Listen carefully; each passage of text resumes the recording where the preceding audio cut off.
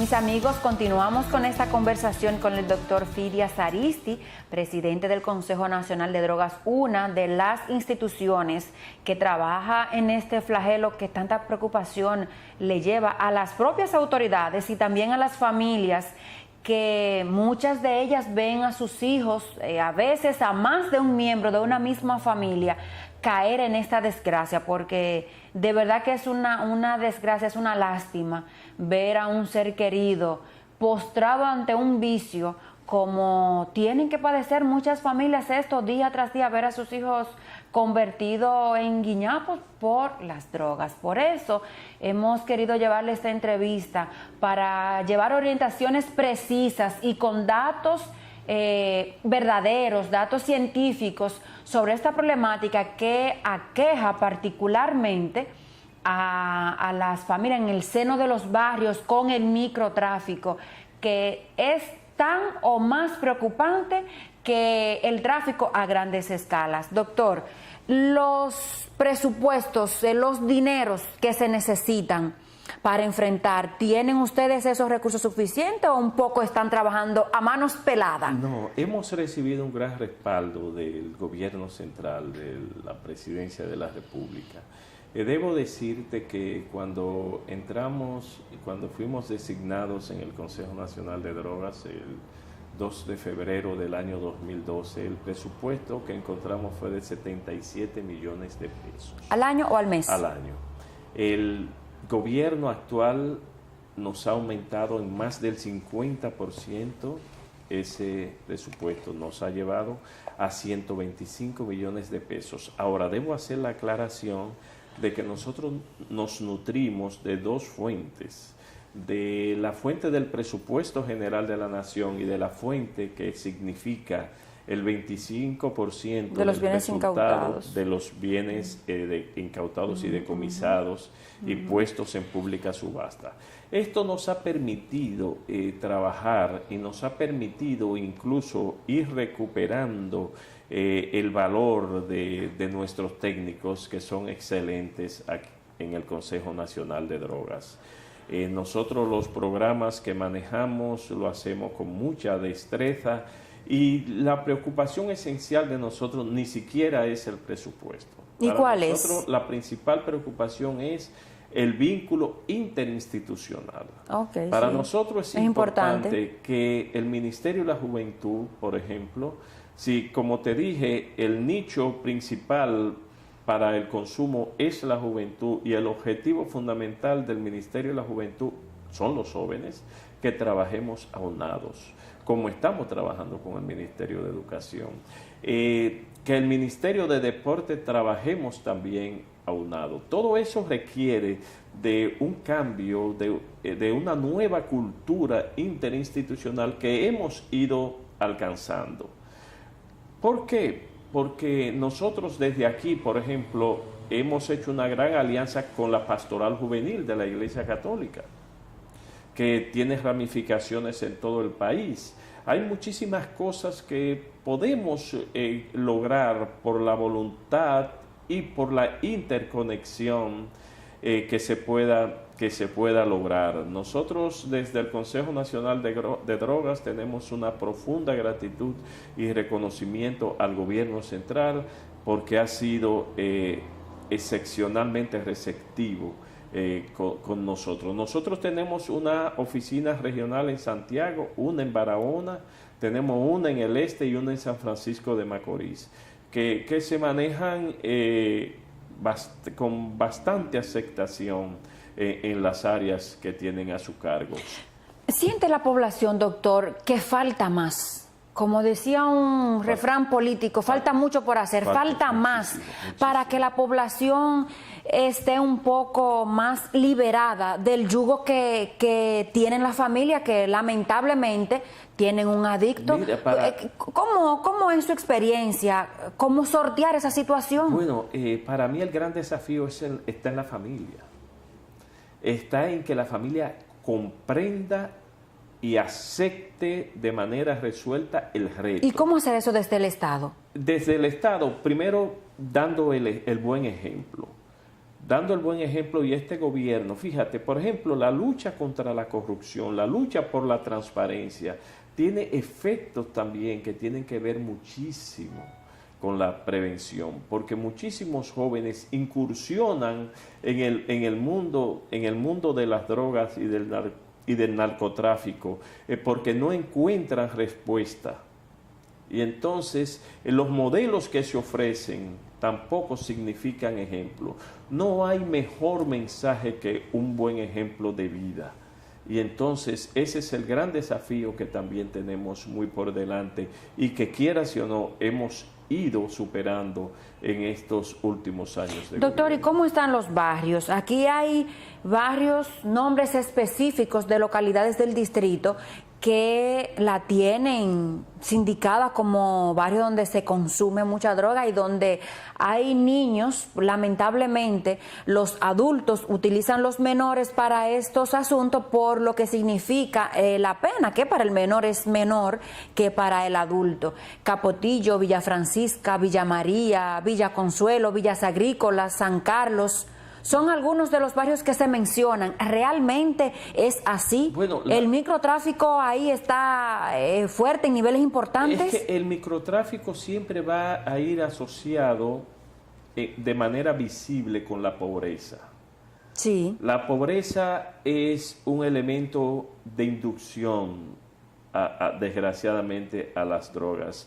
Por eso muchísimos países que tienen un consumo altísimo, pero al mismo tiempo tienen un Producto Interno Bruto muy elevado, es de menos notoriedad que entre nosotros.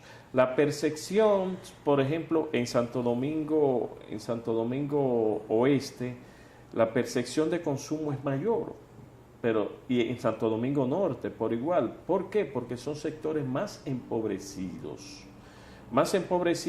Y además, Mari Carmen, tenemos que tomar en cuenta lo siguiente. Nosotros estamos en el centro del Caribe, estamos en una situación muy difícil. ¿La ubicación geográfica no nos ayuda? No, es lo que se llama, si se quiere, una maldición geográfica, pero es al mismo tiempo una bendición, porque como decía un autor, somos puerta y ventana del Caribe. Ahora bien, con las medidas que ha tomado Estados Unidos en México, con la frontera de México y con Centroamérica, el narcotráfico ha buscado nueva vez las áreas del Caribe y ha habido un aumento en el tráfico de un 5, un 6% que teníamos a un 16%. Es decir, hay la posibilidad de que se pueda quedar más. Ahora, la Dirección Nacional de Control de Drogas ha hecho una labor verdaderamente encomiable en los últimos años. Todavía tenemos muchísimas dificultades, pero se ha hecho una gran labor en ataque al microtráfico, porque durante muchos años estuvimos fundamentalmente atacando el macrotráfico, pero debemos evitar que se nos dañe el país. Doctor, ¿sería más eficiente la lucha si esas instituciones que cada cual actúa bajo su criterio se unirían, se formarían todas en una misma institución?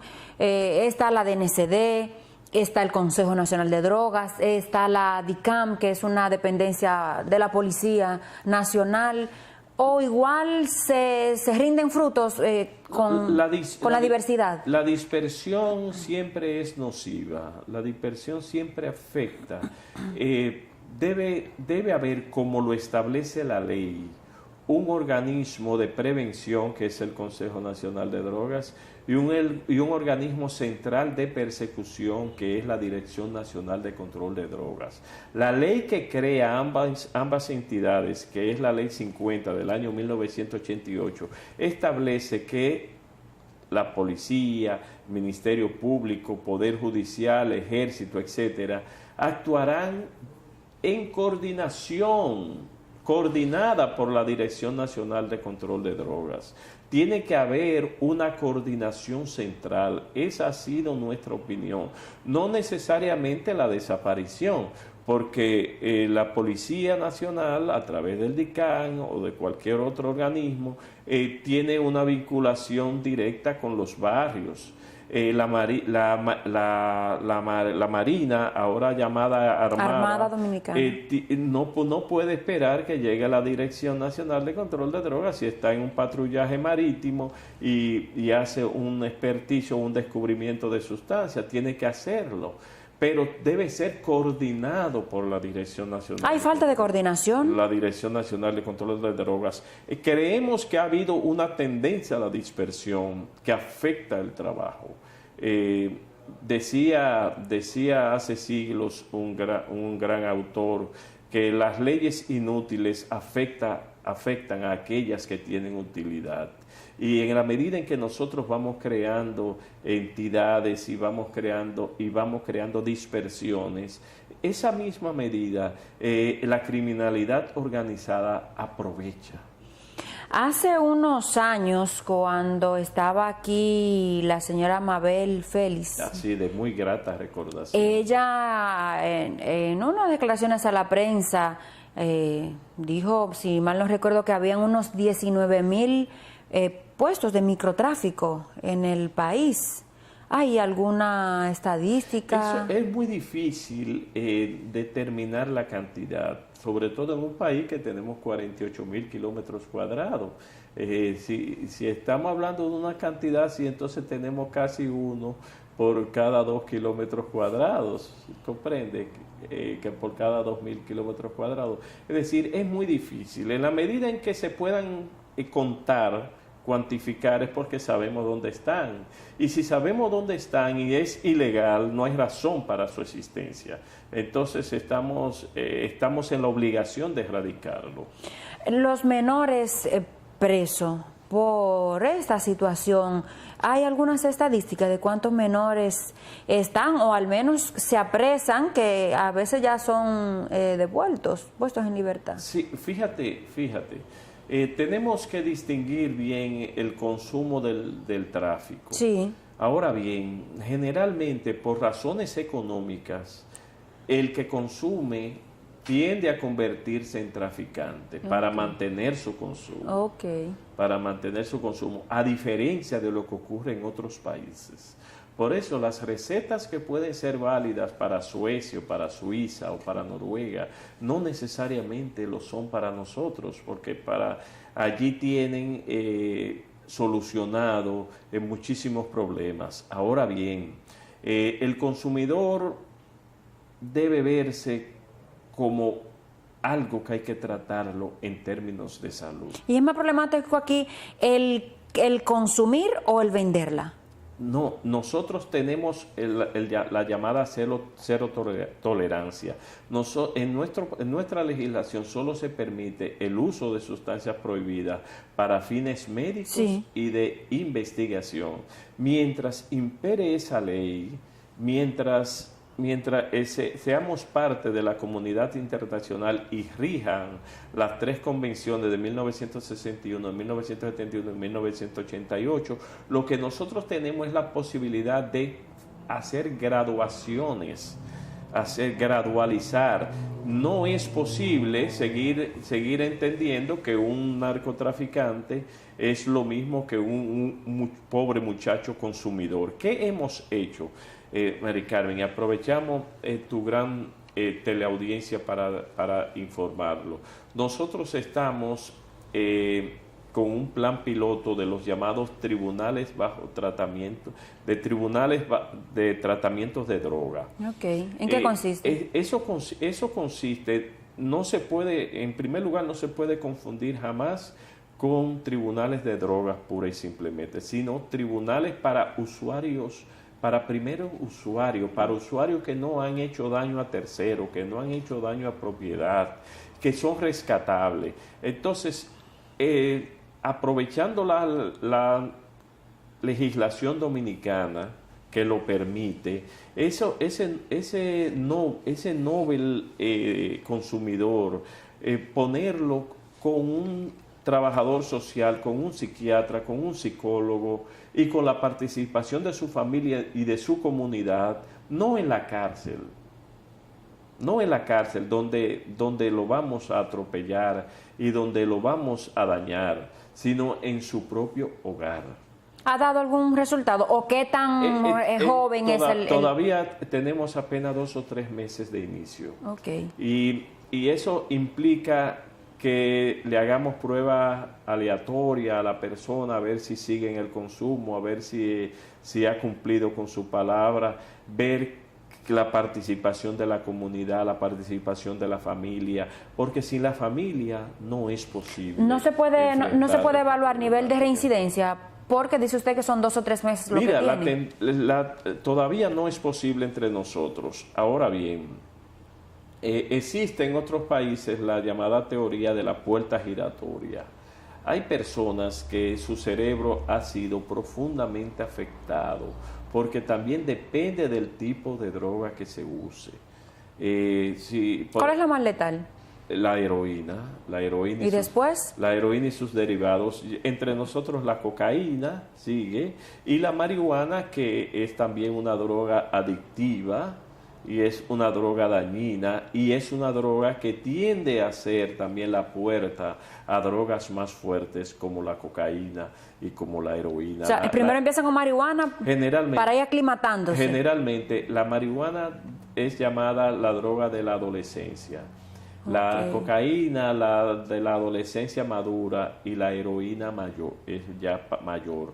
Nosotros hicimos una investigación con la Organización de Estados Americanos sobre heroína. El promedio de los consumidores fue de 43 años. Y ellos dijeron, un 85% de esas personas dijeron que tenían 20 años en consumo. Lo que quiere decir que empezaron alrededor de los 23 años. Exactamente. Pero déjame decirte, Mari Carmen, y decirle a la teleaudiencia, que el costo del consumo de heroína en nuestro medio oscila semanalmente entre 4.700 y 14.000 pesos. Pero para una persona. Para un consumidor. Entre 4.700 a 14.000 pesos. Es decir, tú le haces una media de 7 u 8.000 pesos y es un salario de 30.000 pesos nada más para el consumo. Pero es mucho. Eso es demasiado. Semanal, o sea... claro, semanal. Tú lo llevas mensual y estamos hablando de un salario que tú has visto que se está reclamando por un salario mínimo, que es la mitad de eso. Es decir, eso te dice a ti dónde va a conseguir ese muchacho, esa persona, dónde va a conseguir que no sea en el mundo de la delincuencia para ese consumo. Sobre todo porque es un consumo que te va deteriorando, te saca del trabajo, te saca de los estudios, te saca de la familia, y entonces tú no puedes tampoco, desgraciadamente, vivir, porque te va creando resistencia, cada vez más tú necesitas más droga. ¿Despenalizar la droga? ¿Cuál es su opinión? Fíjate, nosotros entendemos que la despenalización es la facultad que tiene varios países que ver en su propio contexto. Entre nosotros todavía requiere de un estudio profundo, y para mí la solución, la alternativa, es los tribunales de tratamiento de droga, que implica una sanción vigilada. No estoy de acuerdo con las cárceles para los consumidores que son primerizos y que pueden ser salvados y que no han cometido daños a terceros. Creo que deben ser atencionados en términos de salud pública, y creo que los consumidores deben ser atencionados por el Estado y debe respetárseles los derechos humanos a que ellos son acreedores, y debe de dárseles respuesta desde el Estado. Porque como te decía ahorita, como te decía hace un momento, hay, por ejemplo, el VIH está vinculado con los consumidores de heroína. Y el ONUCIDA hizo un estudio en República Dominicana que, déjame decirte, arrojó que muchas mujeres de las que se ven obligadas a la venta de su cuerpo para relaciones sexuales, declararon que cuando se utiliza el servicio de ella, se les paga un promedio de 500 pesos. Y si es usando droga, se les paga 2,000 pesos. ¿Qué quiere decir eso? Que ellas escogen ese camino de ser inducida desgraciadamente, por el uso de drogas. Van siendo adictas y además tienden a ser infectadas. Doctor, ya para finalizar la entrevista, ¿por qué República Dominicana está expuesta a que los narcotraficantes son llevados a Estados Unidos, son juzgados allá, y cuando regresan al país, que ya también he visto su declaración en ese sentido, que usted está radicalmente opuesto a que se le devuelvan los bienes, pero ¿qué hacer con ese tratado de extradición que al parecer no favorece al país? Porque tú te vas a Estados Unidos y luego que viene está exigiendo tus bienes que te los devuelvan, como pasó con Quirino y con otros narcotraficantes que están en el país reclamando sus bienes. Yo creo que es que han sido beneficiarios de la corrupción, de la debilidad de nuestras instituciones. Debo decirlo con toda responsabilidad, Mari Carmen. Yo creo que el Poder Judicial Dominicano debe fortalecerse. Ministerio Público, Judicatura y mecanismos de interdicción deben fortalecerse y ser juzgados en República Dominicana. ¿Pero usted cree que hay la suficiente madurez en el sistema? Es que tenemos el desafío de alcanzarlo.